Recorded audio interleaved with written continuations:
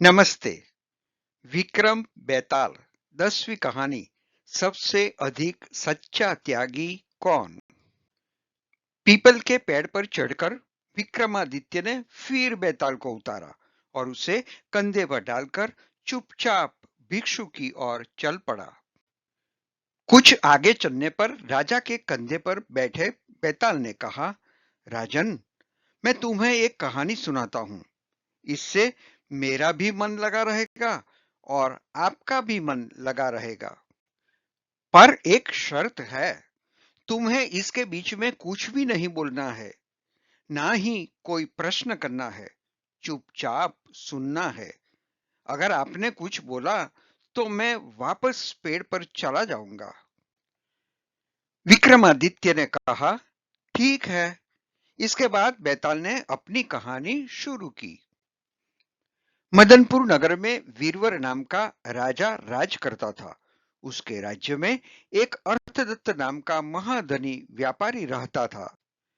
व्यापारी की दो संतानें थी।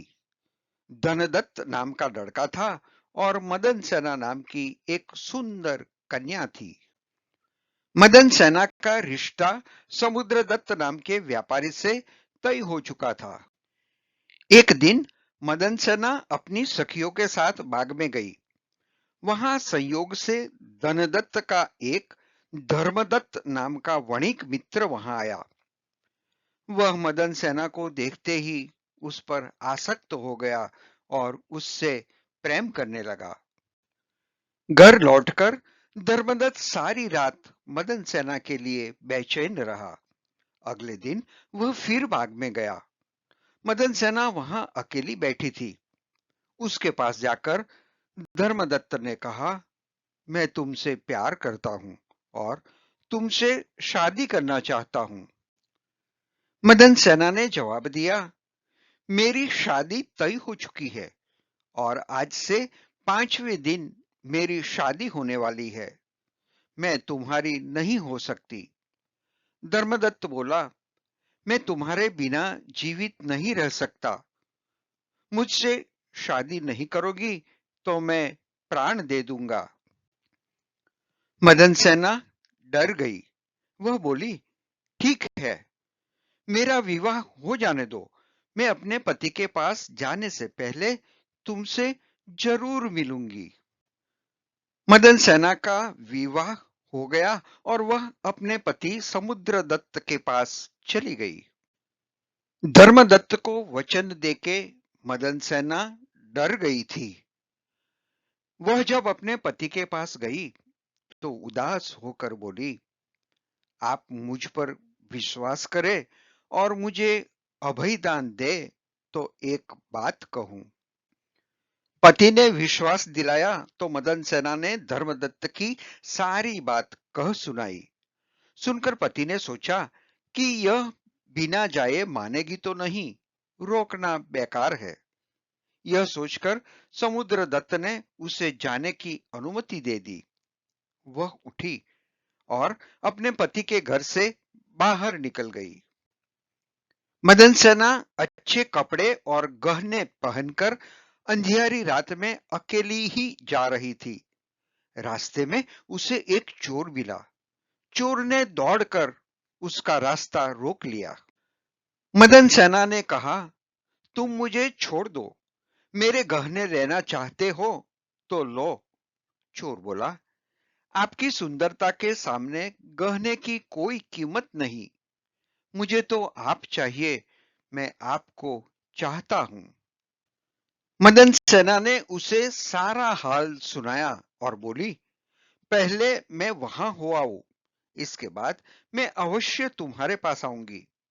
यह सुनकर चोर ने उसे छोड़ दिया। मदन सेना धर्मदत्त के पास पहुंची।